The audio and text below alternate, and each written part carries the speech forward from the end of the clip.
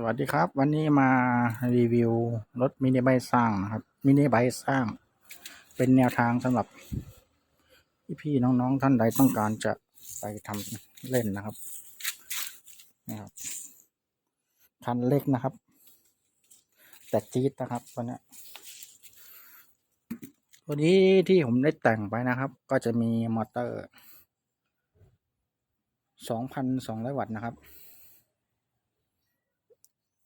ตัวนี้เป็นมอเตอร์60โวลต์ 2,200 วัตต์แต่ผมใช้ไฟ72โวลต์นะครับมอเตอร์ไม่ร้อนนะครับเป็นยางนะครับยางก็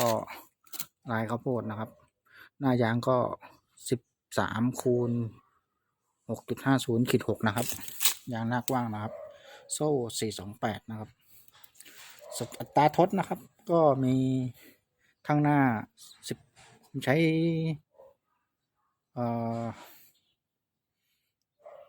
14ฟันนะครับ14ข้างหลัง32นะครับทดเยอะนะครับเพราะว่าไม่ต้องการออกตัวให้มันกระชากมากนะครับเพราะว่าคันเล็กเดี๋ยวมันหงายครับทอร์กมันเยอะครับก็มีดิสเบรกหน้าชกแต่งนะครับมีไฟเลี้ยวมีประกับคันเร่งแต่งก็มีไฟเลี้ยวมีแต่มีไฟหน้าเปิดปิด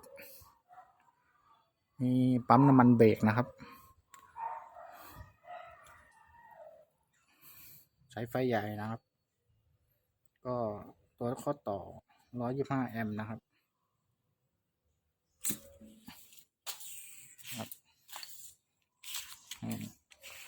ประมาณนี้ครับมีไฟฉุกเฉินนะครับ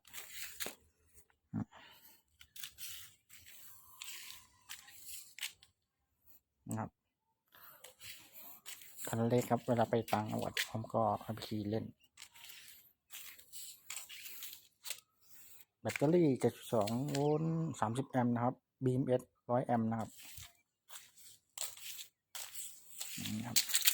มิติด้านหลังนะครับ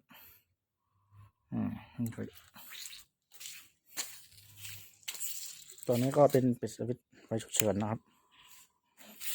ก็เลี้ยวได้ปกติ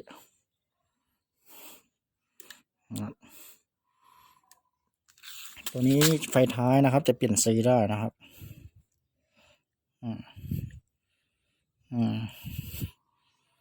หลายสีครับ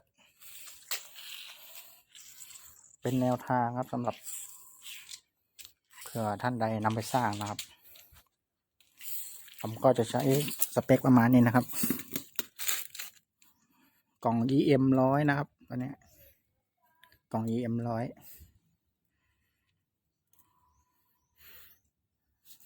มอเตอร์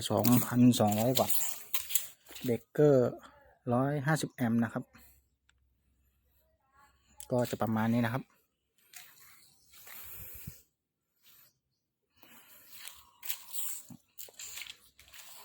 โอเคครับ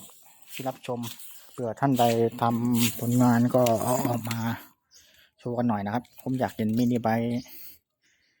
ไฟฟ้ามีโชคหน้าหลังนะครับคันเล็กๆเผื่อใครทำก็เอามาโชว์หน่อยครับขอบคุณครับ